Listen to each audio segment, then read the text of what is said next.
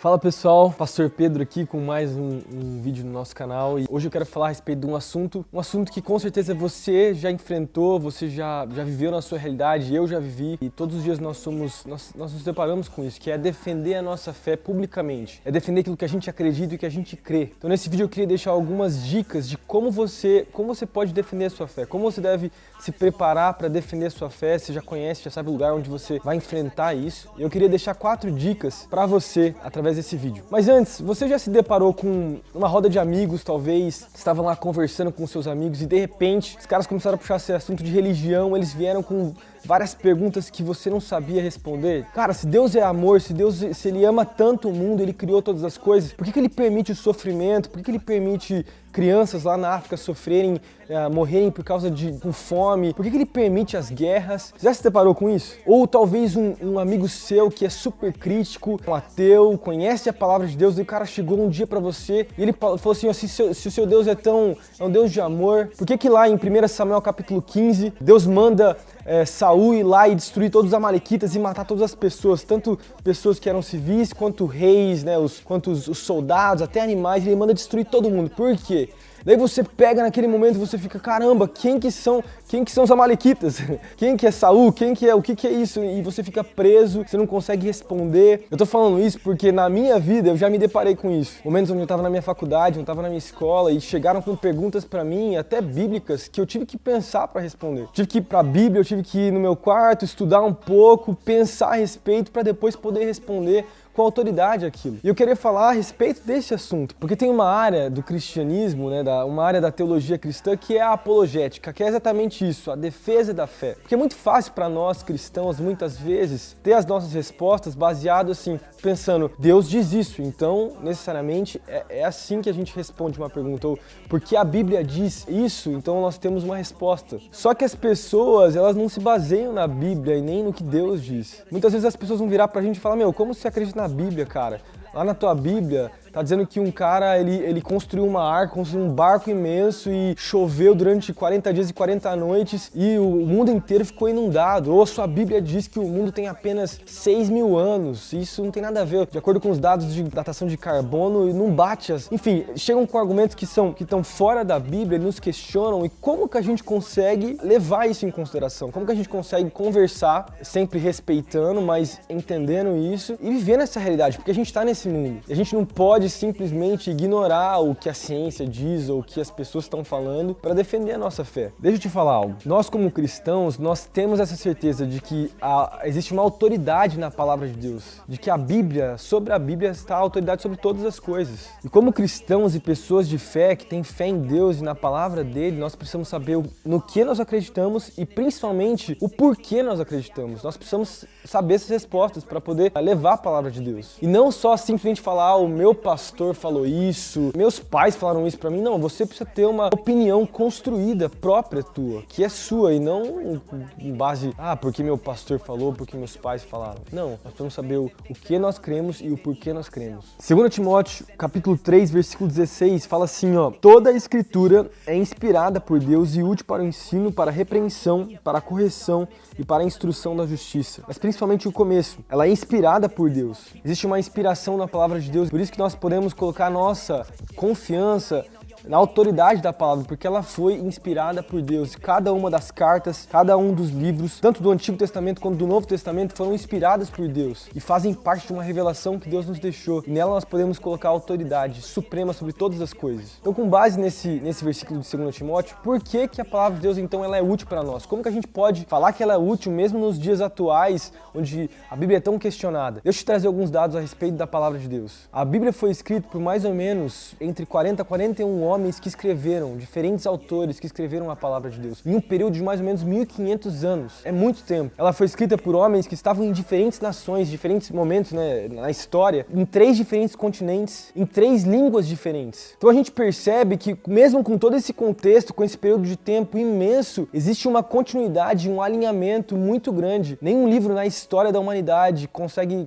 chegar perto da Bíblia, em termos de alinhamento e continuidade e provas. Vou deixar alguns links de alguns caras, alguns teólogos que conseguem comprovar a palavra de Deus ao longo da história. Eu vou deixar aqui embaixo alguns links também. O tema Messias está em todo o livro da Bíblia, tanto no Novo Testamento quanto no Antigo Testamento. E existem mais de 300 profecias somente no Torá, que são os 5 primeiros livros da Bíblia, só para você ter ideia. 300 profecias a respeito desse cara chamado Jesus, do Messias, que viria depois de muito tempo de ser escrito esses livros. Essas profecias foram escritas por homens e mulheres que nem sabiam o que iria acontecer. Para você ter ideia, 700 anos antes de Jesus aparecer, o Messias, foi dito que ele viria de uma virgem. E isso foi escrito por um profeta de Deus. 1000 anos antes dos romanos inventarem o instrumento de tortura que é chamado, a crucificação, o salmista já tinha escrito que o Messias morreria dessa forma. E ele escreve de forma muito detalhada a crucificação de Jesus. E isso é algo impressionante, como nesse período de tempo tão grande, 1000 anos, a profecia acontece. Só pra gente trazer, então, mostrar como existe autoridade na palavra de Deus. Então, com todas essas informações bem rápidas, meu intuito não é ficar provando a Bíblia aqui, tem pessoas muito mais instruídas que eu, que podem falar muito melhor sobre o assunto, mas é pra mostrar pra você que a palavra de Deus, ela não é um livro qualquer. Ela não foi um livro que aconteceu por acidente, ou foi escrito por pessoas, enfim, do nada. Não, Deus estava na história, Deus ele foi construindo a história através de homens de Deus e conectando e revelando coisas e foi dando continuidade, alinhamento e até chegar nos dias de hoje. Nós continuamos com a mesma palavra de Deus. Que aconteceu, que começou há muito tempo atrás, nós temos nas nossas mãos. Pode ter certeza que existe autoridade na palavra de Deus. Sabendo agora disso, que você tem autoridade, confiando nas Escrituras, eu queria deixar essas 4 dicas de como você se aproxima dessa defesa da fé, como você faz isso na sua faculdade, na sua escola, com seus amigos, como você deve fazer isso. Então eu queria deixar através de 4 pontos. Primeira dica que eu queria deixar para você é: comece com oração. Quando você já sabe o lugar onde você vai enfrentar, você sabe que você vai para a escola, lá para a faculdade, para o trabalho, e você sabe que você vai ter oposição, vai ter pessoas que vão estar questionando a sua fé, ore antes a respeito disso. Coloque isso diante de Deus. Saiba que existe uma batalha espiritual pela vida das pessoas e pela sua vida, e de que existe realmente um mover acontecendo naquele momento que você conversa para as pessoas. Entenda algo, não é pela informação. Tem conversas que não vão chegar em nada. Às vezes você vai conversar com alguém, tentar defender a sua fé, e não vai adiantar nada, porque o cara não tá disposto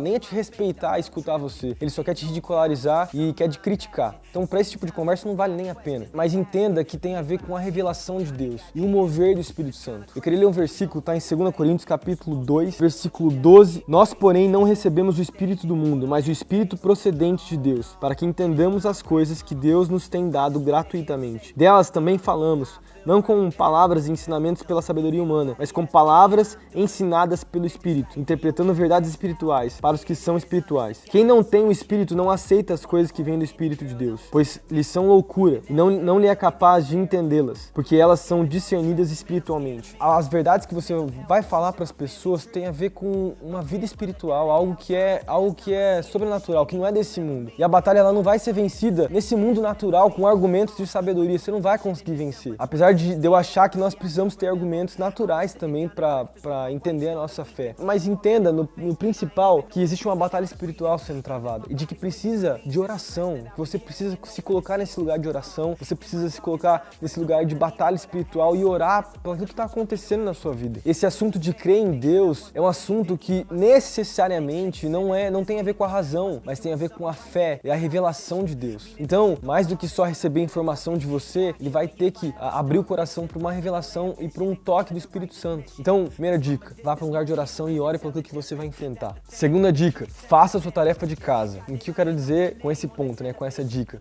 Estuda a respeito do assunto. O cara vai chegar com um argumento para você de que a Terra tem muito mais anos do que só 6.000. Vai atrás de arqueólogos cristãos, historiadores cristãos que falam a respeito do assunto. Não sei se você já ouviu falar desses caras, mas um físico muito famoso que chama Adalto Lorenzo, ele tem vários livros, ele fala sobre a criação, ele fala a respeito do design inteligente, ele fala sobre as teorias, ele usa a física para provar a criação de Deus. Ele tem muitos livros, é muito legal. Eu não sei se você já ouviu falar do Rodrigo Silva, é um outro arqueólogo, historiador, ele tem um programa, inclusive de TV, que chama Evidências, que é muito legal, eu sempre assisto, ele é muito inteligente. Tem outro cara que é mais, inclusive, sobre defesa da fé, e ele dá muitos argumentos a respeito de sofrimento, Ele chama Ravi Zachariah, não sei se você já ouviu falar dele também, ele é da Universidade de Chicago, se eu não me engano, ele é um reitor, professor, e ele é um cara muito inteligente. Se você procurar, você vai encontrar vídeos legendados dele defendendo a fé, conversando com ateus a respeito desse assunto, mas entenda isso. Eu queria ler um versículo, tá em 2 Timóteo, capítulo 2, versículo 15. Procure apresentar-se a Deus aprovado, como obreiro que não tem do que se envergonhar, e que maneja corretamente a palavra da verdade. O que eu quero dizer a respeito disso? Nós, para sermos aprovados por Deus, nós temos que ser em todas as áreas. Se é necessário para você evangelizar, para você provar a sua fé, você precisa estudar coisas que não estão só na Bíblia, mas juntar as coisas, estudar fatos científicos, usar argumentos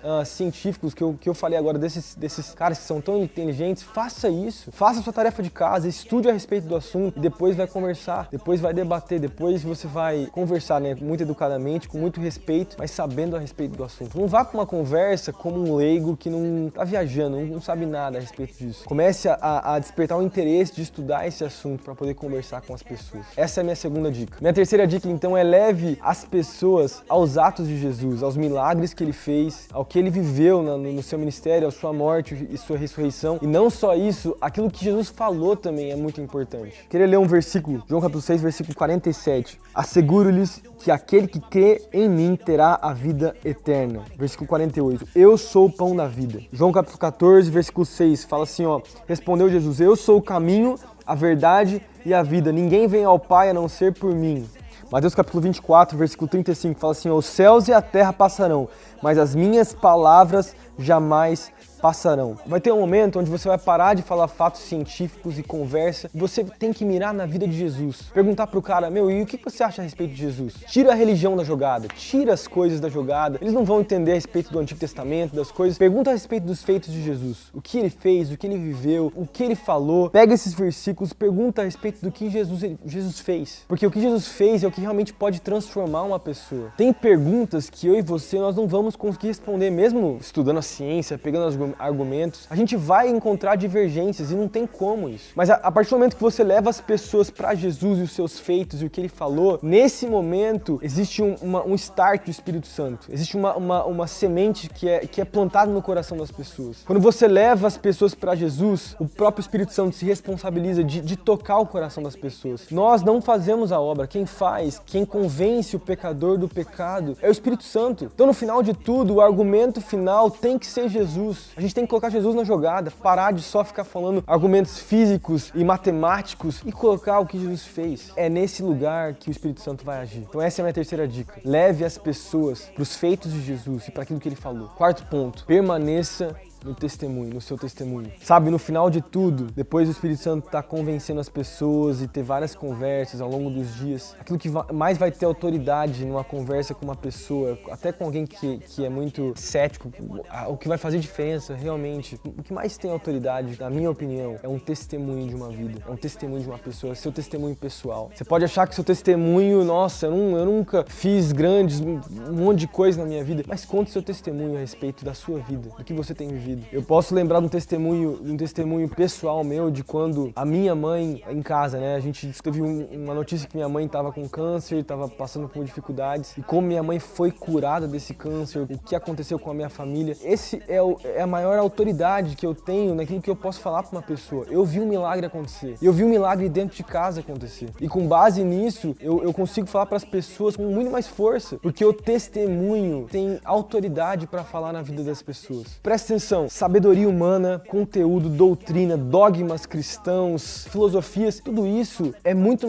mais fraco, muito menor do que a experiência de Jesus, a revelação de Jesus através de uma história, através de uma vida transformada. A pessoa pode falar que não acredita em nada da Bíblia, mas a partir do momento que você fala a respeito de uma vida que foi transformada, onde a cura aconteceu, um homem que estava viciado em drogas, viciado em, enfim, tantas coisas e foi transformado, cara, existe uma revelação que é derramada naquele momento. Existe um poder que é aberto. Eu acho que a gente pode dizer isso, que a primeira experiência do cristão, ela não é com sabedoria de teologia e entendimentos absurdos da palavra. É a experiência de viver com Deus, é a experiência da verdade. É lógico que a gente não pode basear nossa vida cristã somente em experiências. A gente tem que basear na palavra de Deus. Precisa de um equilíbrio entre experiências e teologia, né? E vida cristã e estudo da palavra. Mas a gente tem que entender que para acontecer o evangelismo, para a palavra ser semeada de verdade, a experiência é necessária, o testemunho é necessário. Então minha quarta dica que eu deixo para você é: não menospreze o seu testemunho. Existe um poder, uma autoridade no seu testemunho, no meu testemunho.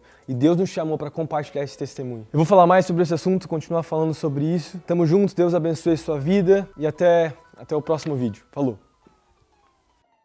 É isso aí, pessoal. Se você curtiu o vídeo, se você gostou, dá um like aqui embaixo, compartilha esse vídeo com seus amigos, seus familiares, com pessoas que você conhece. Se você ainda não é inscrito no canal, se inscreve aqui, ativa as notificações para você ficar sabendo de tudo aquilo que acontece no nosso ministério, tudo aquilo que a gente está compartilhando, as músicas, as palavras, e você ficar por dentro de tudo que está acontecendo por aqui. Beleza? Tamo junto, Deus abençoe você e até a próxima. Falou! If I would, they would probably be good, but who got time for